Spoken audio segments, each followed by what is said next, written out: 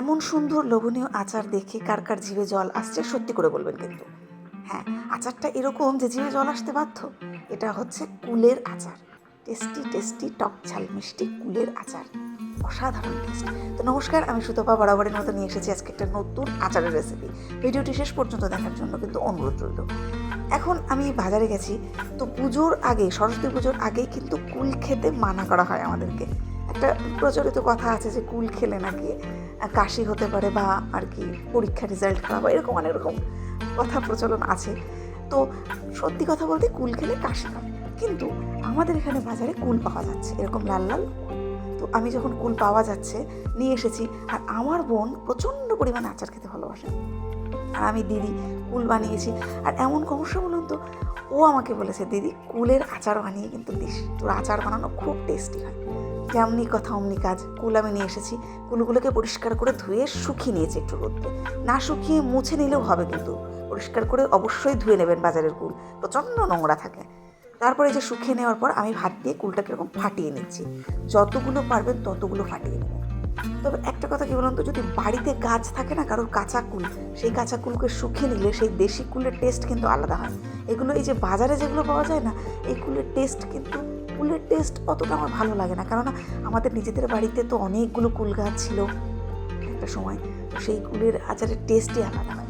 তো এটাও খারাপ বলবো না, এটাও দারুণই সুন্দর। তো প্রথমে আমি কুলগুলোকে ফাটিয়ে নেওয়ার পরে তেল দিয়েছি, সরিষার তেল যতটা দেবেন আপনি, তবে একটু তেল একটু বেশি দেবেন, যেমনটা আমি দিয়েছি।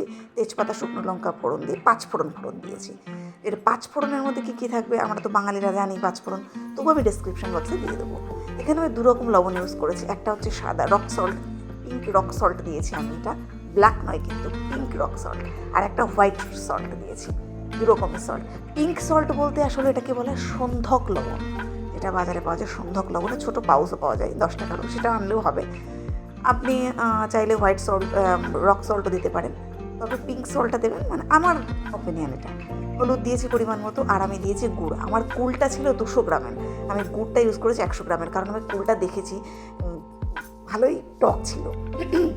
আর একটা কি কথা কি জানেন, কুলের আচারটা যেমন দেখতে ভালো হয়, খেতেও খুব সুন্দর হয়, কিন্তু কুলের সাথে আমার কি সত্যতা আমি বুঝি না। আমি যদি ভাবি যে আমি একটা কুল খাবো, বা যদি আচারের কথা ভাবি, শুধু ভাবাতেই আমার গলায় ঠান্ডা লেগে যায় আর খুসখুস কাশি শুরু হয়ে যায়। আর যদি খাই তাহলে তো আর বলে লাভ নেই, সেই 2 দিন পরেই একেবারে কারেন্টের মতো কাজ করবে, মানে আমার গলা বসে কাশি মাসি হয়েছে এক একটা অবস্থা, কিন্তু আমি খেতে পারি না। তো আমি যে আচারগুলো বানাই সেগুলো সত্যি যখন আমি টেস্ট করি আমার ভীষণ ভালো লাগে। তারপর সেই আচারগুলো যখন অন্যদেরকে, তাদের তো ভীষণ ভালো লাগে। কিন্তু এমনই কপাল যে আমি নিজে ভালো খেতে পারি না, কারণ আমার সমস্যা হয় গলার, আমার গলাটা ভীষণ দুর্বল। তো কী করবো, যা আছে তাই নিয়ে চলতে হবে। তো আচারটাকে আমি গুড় দিয়ে বেশ ভালোভাবে নাড়তে থাকছি।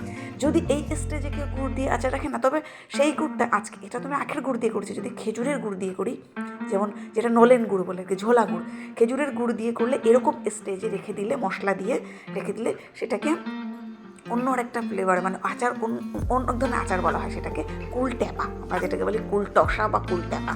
আপনারা চাইলে আমাকে কমেন্ট করবেন, আমি কুল টসা বা কুল ট্যাপার রেসিপিটাও নিয়ে আসবো, প্রায় একই রকম, একটু আলাদা আছে, তবু সেটা আমি নিয়ে আসবো, কিন্তু সেটা টেস্টও আলাদা, ঠিক আছে। আর সেটা সম্ভবত বলবো না, সেটা অ্যাকচুয়ালি মিষ্টি আচার হয়, আর এটা যেটা, এটা টক ঝাল মিষ্টি হয়। বেশ 2-3 মিনিট, মানে 2-3 মিনিট না, 5-10 মিনিট তোমাকে এবার নাড়তেই হবে। কালারটা দেখে বুঝতে পারছেন আস্তে আস্তে একটা বিশাল টেস্টি আচার হচ্ছে। মেলাতে আচারের যে গাড়িগুলো পাওয়া যায়, আমার প্রত্যেকটা আচার দেখবেন, নিজেরা বানিয়ে একবার দেখবেন, তাহলে বুঝতে পারবেন এই আচারের টেস্ট মানে সত্যিই ভালো লাগে। মানে যাদেরকে আমি দিয়েছি, যারা খেয়েছে, তারা সত্যিই খুবই প্রশংসা করেছে, এবং দ্বিতীয়বার আমার কাছে তারা চেয়েছে। আমার সত্যি বলবো, আপনারা একবার ট্রাই করবেন কিন্তু অবশ্যই আচারগুলো।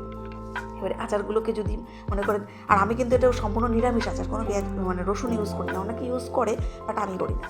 এই আচারকেই একটু চাইলে যদি রোদ্রে শুকিয়ে নেন, এই যে এখন যেটা ইউজ করছি এটা হচ্ছে সিক্রেট পিকল মশলা, আমার আচারের মশলা, এটা একটা ভীষণ মশলা, এই মশলাটাই আচারের টেস্ট আনবে। আচারের লোক সবাই, মানে অনেকে আছে অনেক রকম মশলা ব্যবহার করে, কিন্তু আমার এই মশলাটা একটু অন্যরকম। তো এই মশলাটা বারবার বানানো যায় না, আমার চ্যানেলে চলে যাবেন, আমার প্লেলিস্টে চলে গেলে সেখানে আচারের যে প্লেলিস্ট আছে সেখানে মশলা আছে, সেখানে দেখে নেবেন, আমি ডিসক্রিপশন বক্সেও দিয়ে দেবো। তারপরে একবার সেটা নিয়ে বানিয়ে দেখুন আর টেস্ট করে দেখুন, আর তারপর এটাকে এয়ারটাইট কন্টেনারে ভরে রেখে দিন।